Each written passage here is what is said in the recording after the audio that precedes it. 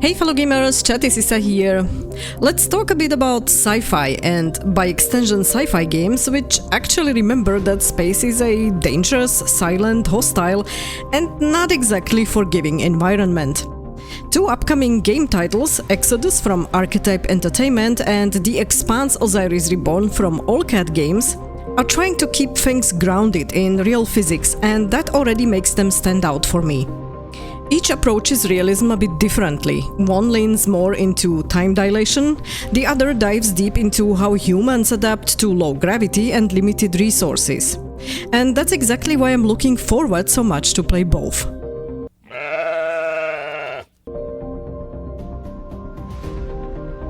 Exodus is the kind of sci-fi that takes one specific scientific concept and builds most of the experience around it.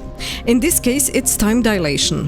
While your crew barely ages on long missions, decades can pass back home. You leave for one expedition, or Exodus as the title itself says, and come back to an entirely different world. Your friends are older or even dead already, alliances have shifted, the political landscape is changed, and your homeworld has evolved.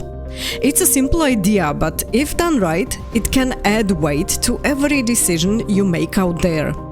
Something I really liked from Archetype's last Q&A was the mention of a universal weapon, something like a futuristic Swiss army knife. Instead of dragging half an armory across the galaxy, you get one modular tool designed to do several jobs at once.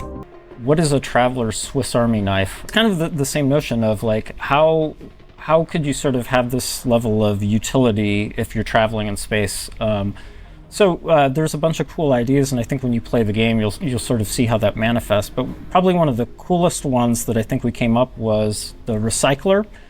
So this is the base gun that salvagers use. You can kind of scavenge, and the whole notion of this thing is you don't need to carry a bunch of ammo. It's sort of like the flux capacitor from Back to the Future. You know, you can kind of pick up any scrap material, slap it in there, and it'll craft different resources. And then we kind of riffed on that of like, well, what if this thing transformed too? So now I've just got one gun that does everything. So I think that's a really good example of where we kind of use like this really weird inspiration of a Swiss Army knife and tried to come up with this cool way to sort of contextualize that in our sci-fi universe. That tells me that the devs actually thought about mass and cargo.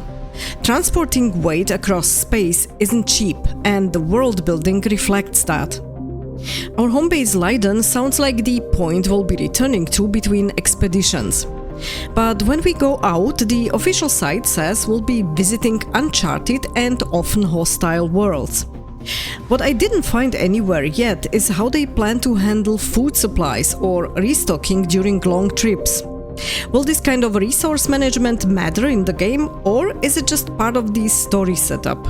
It's one of those details I hope that we can learn more about later. And then there's the rot, some kind of technological virus or degradation affecting advanced technology, meaning the celestial constructs.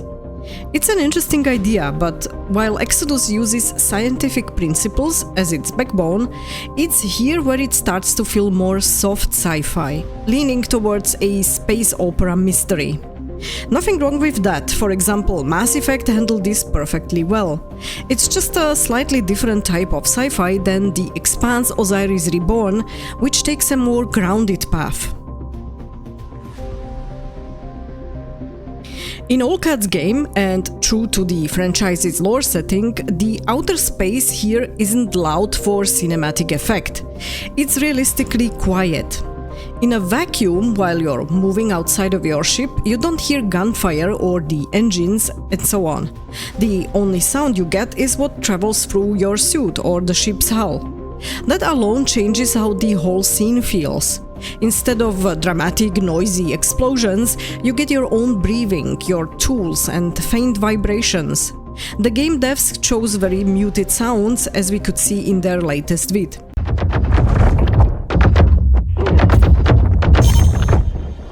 Keeping it completely silent wouldn't be ideal for a game, but they've chosen an approach that comes as close to reality as possible. The movements follow the same logic. Low gravity means you don't stop moving instantly, but you continue drifting. And when you need stability, you lock your mag boots. Which also means that if someone dies while clipped in, they just stay there, upright and not falling over. It's a grim detail that I have noticed in some of the released footage so far, but it's honestly one of the most believable things I've seen in space fiction for a long time. The biology side is just as interesting for me. The Expanse actually shows you how humans adapt to their environments. The Belters are taller and thinner with weak brittle bones, but they have a great advantage in floating around low or zero-G environments, and through their longer arms and legs they also have greater reach. The Martians are disciplined and trained, coming from a culture built around order and strength, but they're still living in lower gravity than Earth, so their Marines have to go through intensive training in 1G environments to be physically capable of fighting and operating on high-G worlds.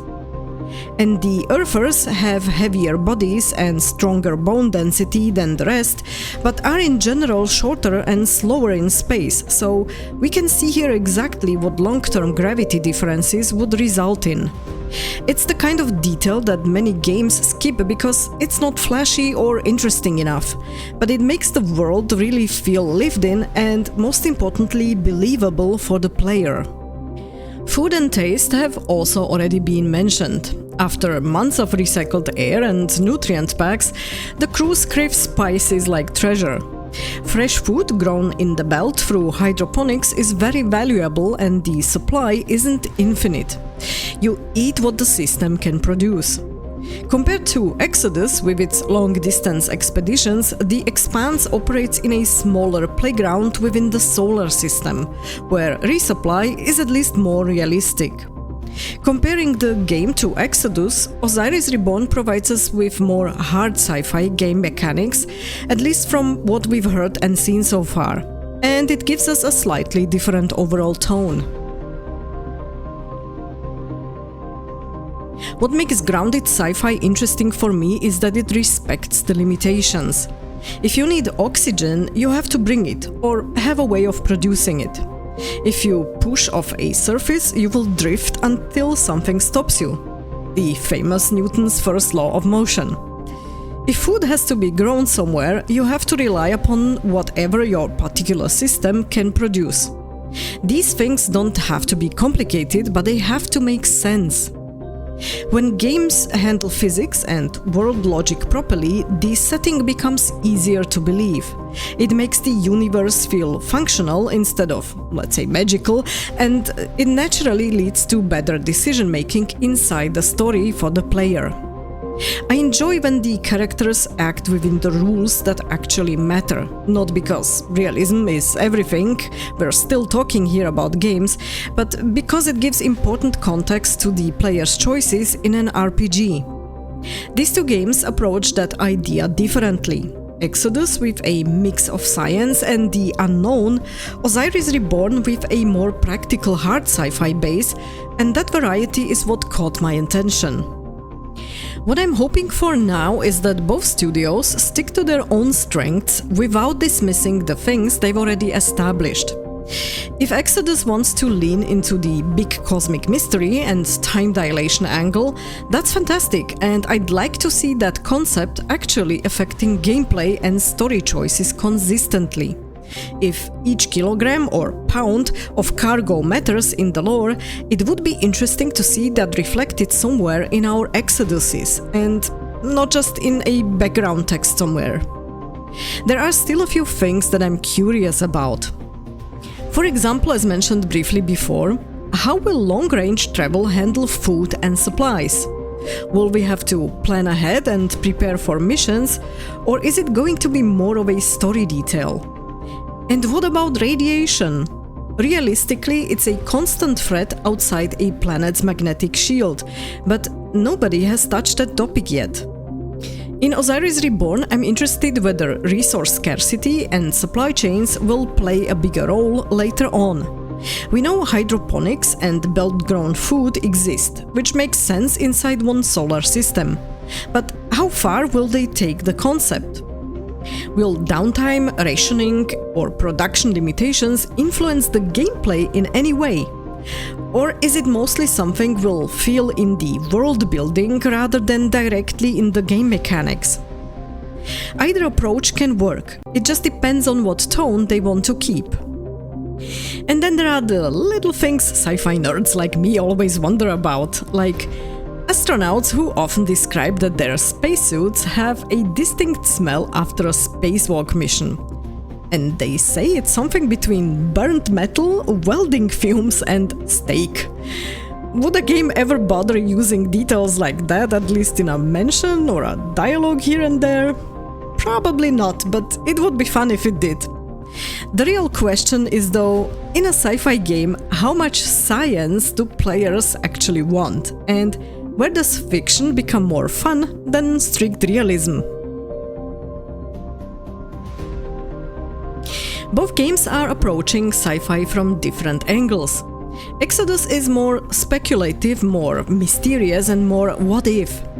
Osiris Reborn sticks closer to known physics and the realities of living outside of Earth.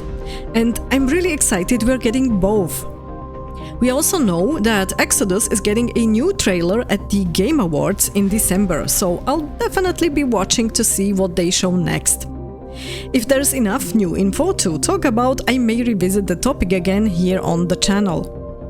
But now I'm curious to hear what you would prefer. Do you lean more towards the science or the fiction part of sci-fi? And which approach excites you more, the mystery and scale of Exodus or the grounded realism of the Expanse Osiris Reborn? In general, what realistic details would you love to see represented in a sci-fi game? Cargo weight, food decay, radiation, confined spaces maybe, or something else? Or is it rather unimportant to you? Let me know in the comments below, and if you like this video, don't forget to hit the like button and share it. Thank you very much for watching, stay tuned and game on!